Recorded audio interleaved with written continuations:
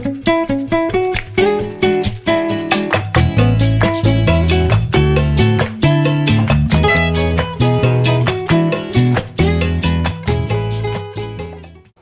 I'm Caden and Joralemon, Form 3.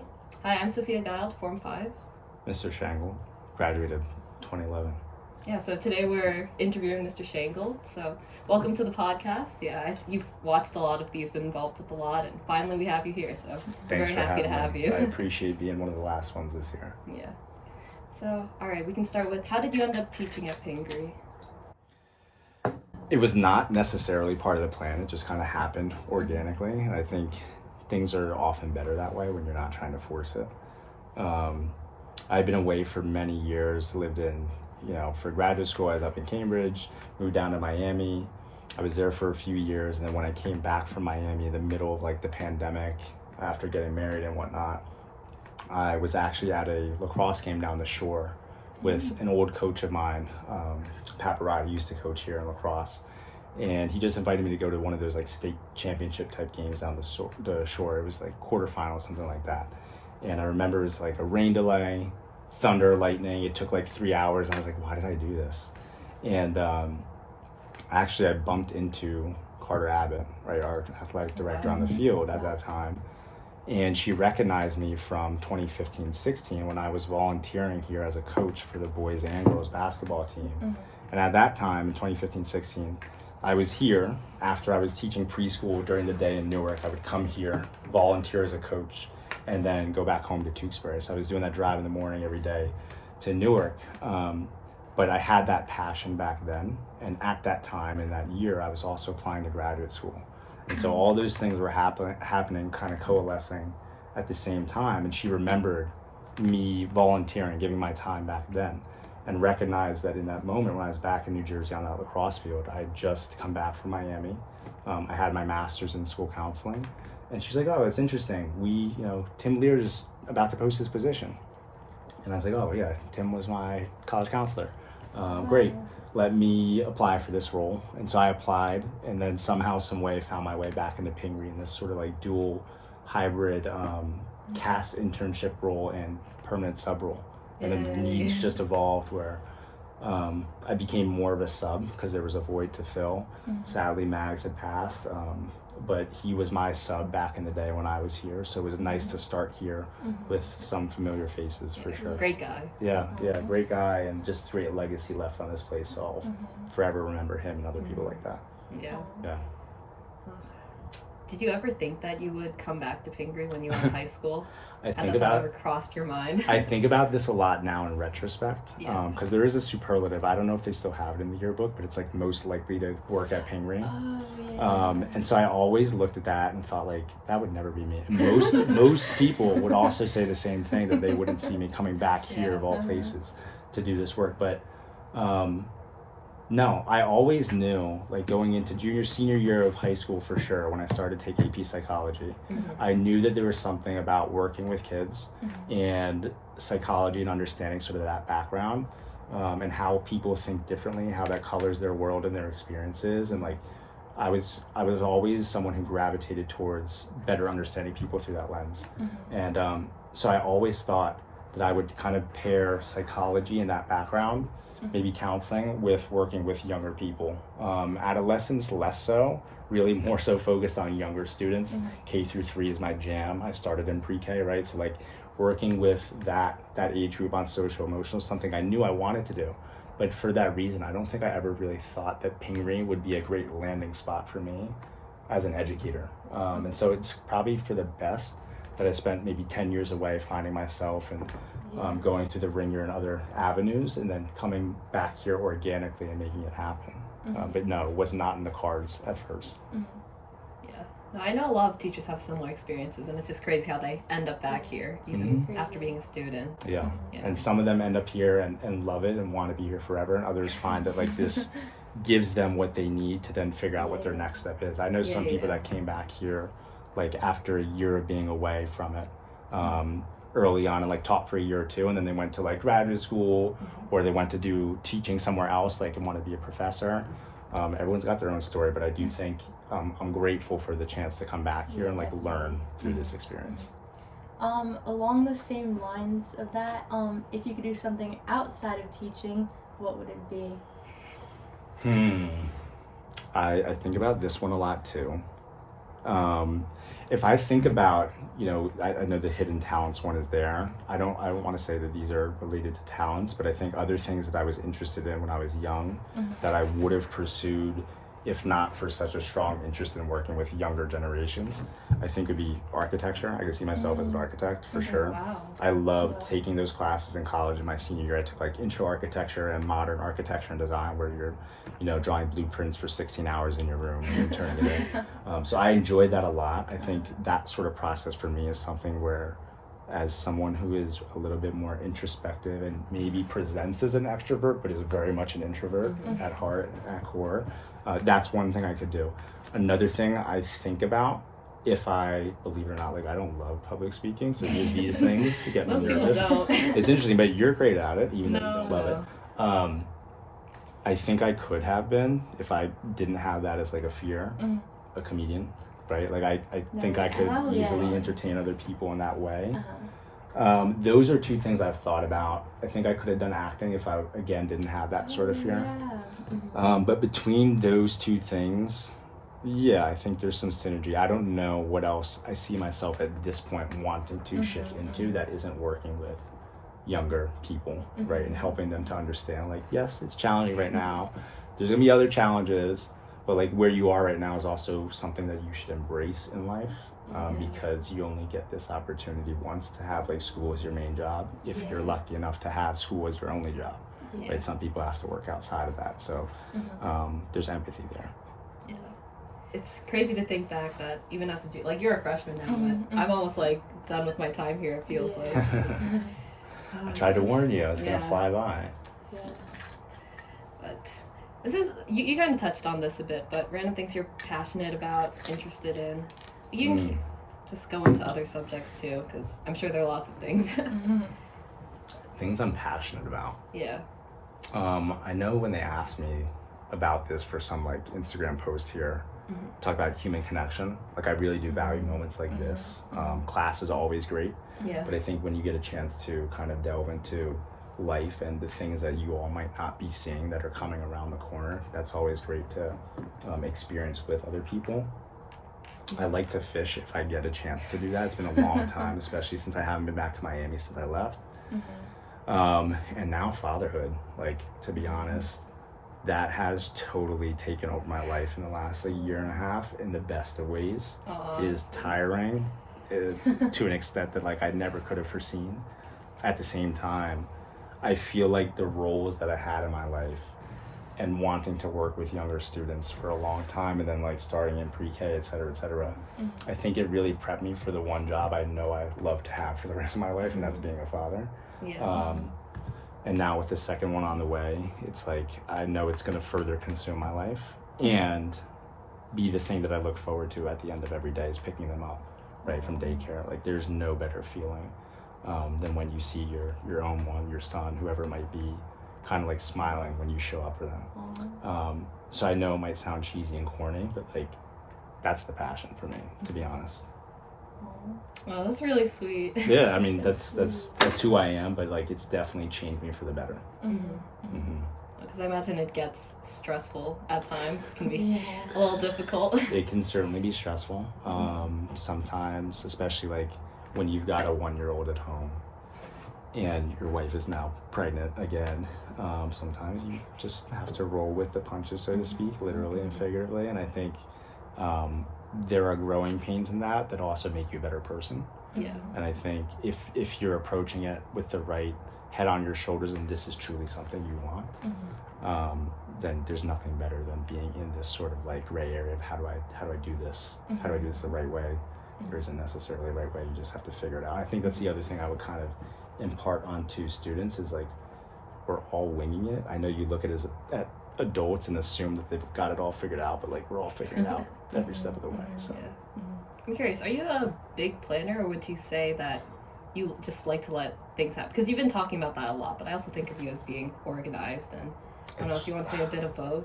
A bit of both for sure. I think like there were times in my life where I was definitely more type A, and then there have been times where I'm like, no, you have to be more type B in this moment. I'm definitely in the middle, but like I'm someone who has to plan, and then I know that it's never gonna go according to plan. But at least having something to aim for, and having an idea of like what you want to do is important to me. Outlining is huge, and so like, you know, relating this to English class, when students don't have an outline or they're having difficulty just figuring out like how do I put random ideas on a page and then work at that, that's the easiest thing for me to do, is just spitball things, throw it out there and figure out what's the right order and come back to it. So for me, that process of editing is something that is also derived from my life outside of school, and also just giving yourself grace and like allowing for grace, because again, we all make mistakes. We all think we have an idea of how it's going to go and how it needs to be. It's like rarely does it need to be that way for things to work out. In fact, most things will work out or work themselves out. And I think that's all sort of like the mindset that you have to change your approach in order to be okay with the plan or lack thereof. But yeah, I'm more of a planner innately. Well, that's a really good mindset, because I think a lot of planners fall into the trap of, oh no, my 10-year plan isn't unraveling exactly.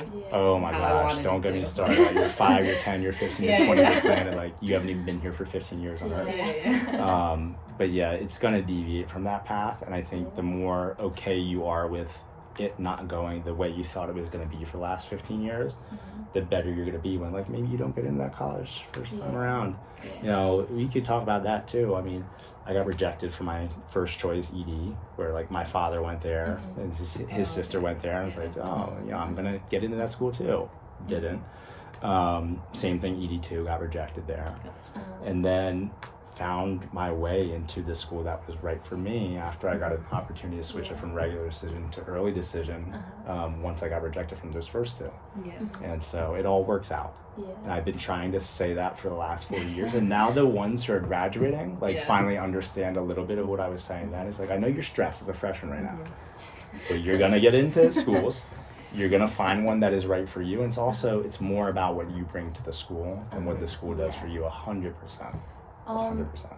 Along the same lines, what qualities do you value in your students?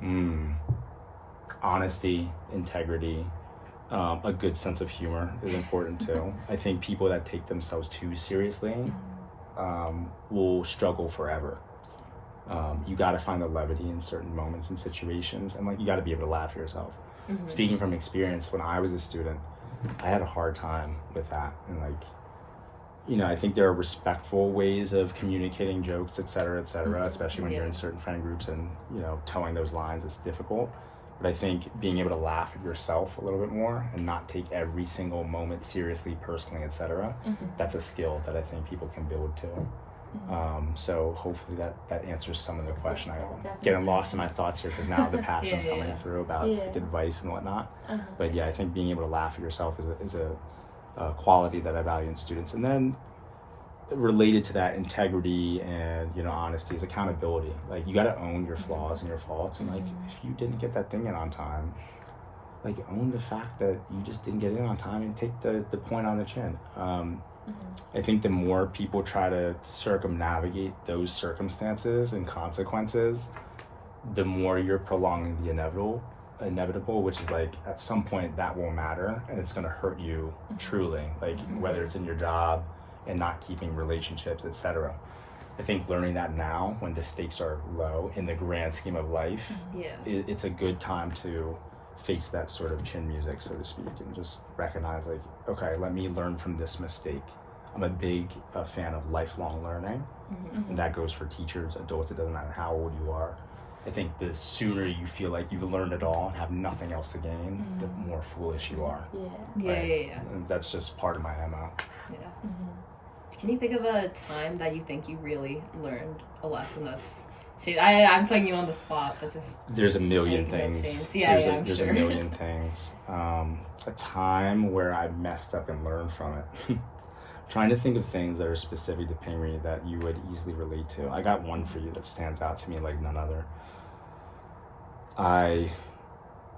got rejected from UPenn, right? Early decision. And again, had this idea, this is where I'm going to go, this is where I'm meant to be. You know, the competition is not going to be very, like, you know, how I stack up to others and just what they're looking for, I'm going to have. And didn't happen.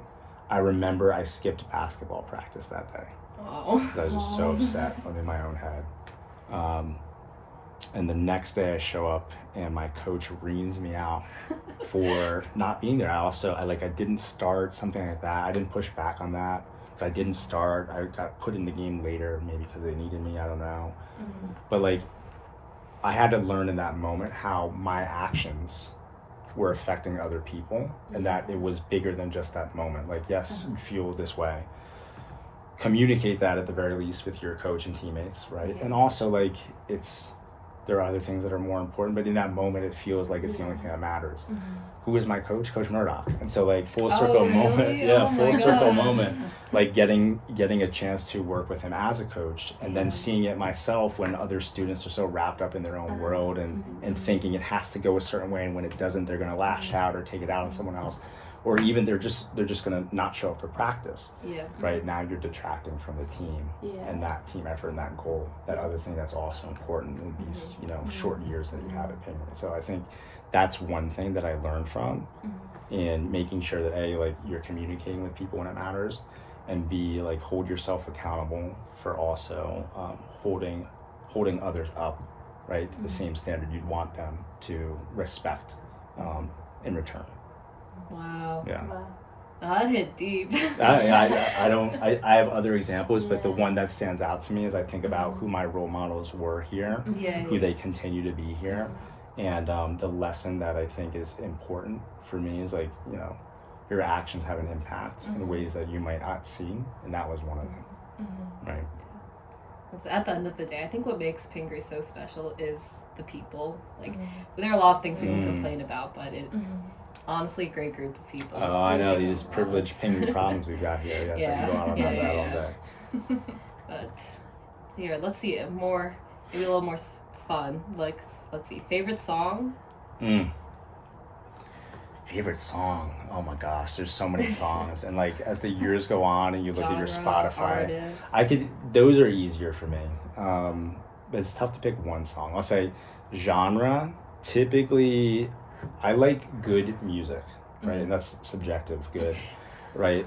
The one category where I don't have a ton of songs that I love, but I do respect certain artists and songs within that realm is country. Less so country fan, although like I understand everyone's got different tastes in music.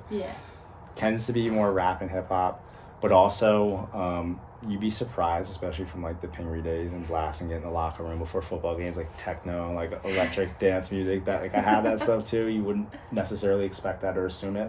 And then there's a lot of songs in Spanish too, especially from when I lived in Miami. Like, there's that whole vibe, like kind of Latin culture. So those are a couple of different genres, I would say. Whether shameful or not, like, I'm a Drake fan to the max.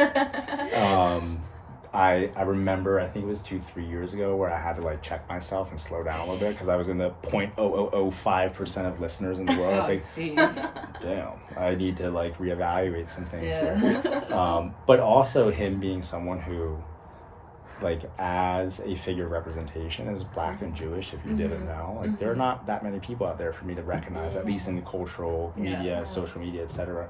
And so that's someone who was coming onto the scene when I was in high school. And I remember it was my sophomore year, I was playing AAU, and one of my friends on the team was like, oh, you gotta hear this guy Drake. And I didn't even know of Degrassi really at that time, but he was telling me about Drake, and I remember listening to mixtapes and whatnot, and that's when I was like, oh yeah, I can mess with this, so to speak, as the kids say.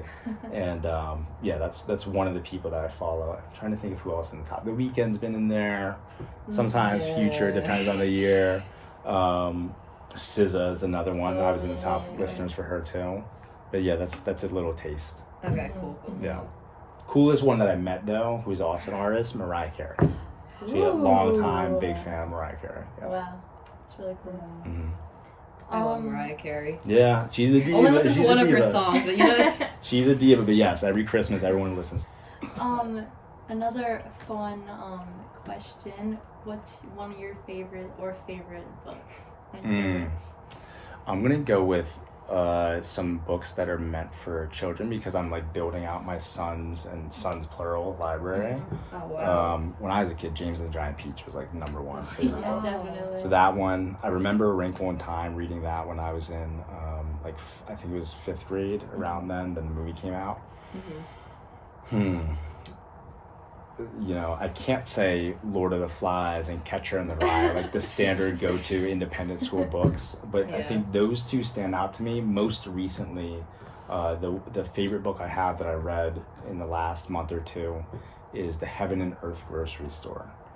So you can check it out, but it's about kind of the evolution of these relationships between different groups of people, and in this story it's centered on Black and Jews living in kind of the same space, and kind of the happenings of this story, and so I think there's some good messaging in there about bringing people together, and maybe we've gotten away from that in recent years. Yeah, I know you were like mentioning earlier about the human connection, so it all like connects. All ties back together. Yeah, I think that's one that I read and I was like, yeah, I think if we could take some lessons from this and apply them to today. And like, I come from a background where my father is white and Jewish, my mother's Black and Christian, so like everything I know is embracing diversity. Like I live in the gray area, and I think I now do well in it, whereas maybe as a student I would have struggled. For sure here there were those challenges, but like finding a way for others to not necessarily agree but find a middle ground and like look for the commonalities between people that have obvious differences is something that I'm always supportive of. Gotcha. Right? Yeah, that's part of my message too. Can I ask what your favorite like required English book or standard English book we have in the curriculum is? And if you so choose, answer what your least favorite is. I'm just curious from a student perspective. Let me think about this.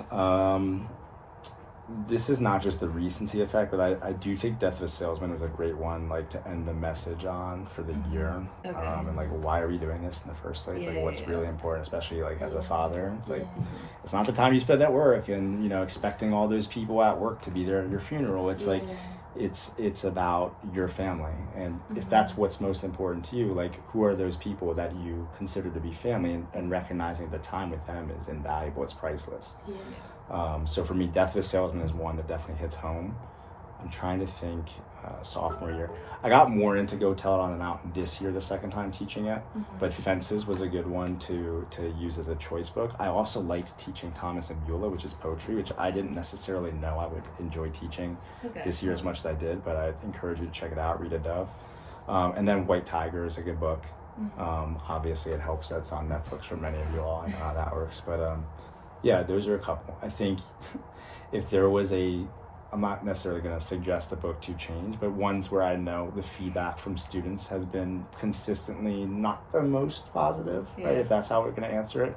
I know Garcia Girls is a book that many people think is just drawn out, it's long, right? I'll put it that way. And then I think the other one would be maybe Balzac and the Little Chinese Seamstress. Oh. Those are two books I would consider making a change to if I had any say, right? But I think I did both of those for summer reading. And it's changed in recent years too, like what's expected as part of the core curriculum. But I do think there's the other one that I've missed that people... Yeah, Balzac was crazy, thinking back. Frankenstein, I think, is easy to talk about. And then I think when everyone's done with the paper, like, I don't ever want to talk about Frankenstein again. But those are some of the ones that stand out to me from our curriculum now. Sweet. Favorite show? Favorite show. The one that stands out to me that I could go back and rewatch any episode, doesn't have to be in order, Atlanta. It's on Hulu. FX was the channel it's on, but that's by Donald Glover, if you know Childish Gambino, the stage name. I highly encourage people to check that out. It's definitely different. That's one show that I watched and loved and was upset when it ended. I remember loving Game of Thrones. Classic. That was a classic one. I watched a couple other shows throughout the years, but those are two that stand out to me, where I could easily go back and watch them. So how did Peer2Peer come to be? And I mean, do you want to talk about any goals for Peer2Peer? Yeah, I'm glad you only gave me like 2 minutes to talk about this. How did it come to be? I just, having been a student here, I was recognizing that there was maybe a need for a group like this. Maybe brought some people together in a different, organic way. And it's certainly, the way that it looks now is different from how it started, because we just had to kind of maybe guess at students that might want to join this group, whereas now you've got this application process and it really is self-selecting. And really, at first it started to be centered on like maybe more, I don't want to say difficult conversations, but maybe difficult subjects. For instance, the first thing I remember talking about when we brought this group of Pingry students into the room, Zooming in the middle, like the end of sort of the pandemic times here, where we still had plexiglass and everything up. Oh my God. We had our students Zoom with some students in Newark. I think that was Link School, our first partner. And we were talking about like, you know, when Will Smith slapped Chris Rock at the Oscars there. And so that's how it started. But really, again, bringing us back to human connection, the point was really to get students outside of the Pingry bubble and to recognize there are things that are bigger than what you're doing just in the classroom, that also are teachable moments you can learn something from. And at the end of the day, at some point, you're going to be sharing learning spaces, classrooms, you know, you'll be out on the street, you'll be in the same neighborhoods as people that are in a school like this in Link or at Kipseek, etc.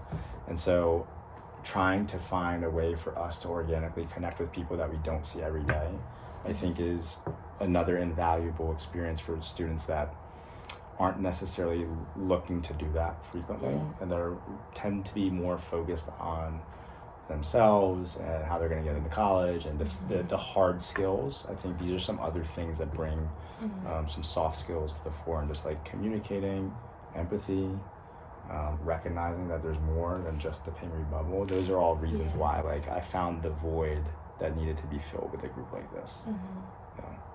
No, great answer. Appreciate it. Makes us happy to be in a group like this, you know. I appreciate those that recognize what I'm trying to do with it. So the support over the last 3, now 4 years is certainly appreciated. What is a piece of advice that you would give to Pingry students, or just any students?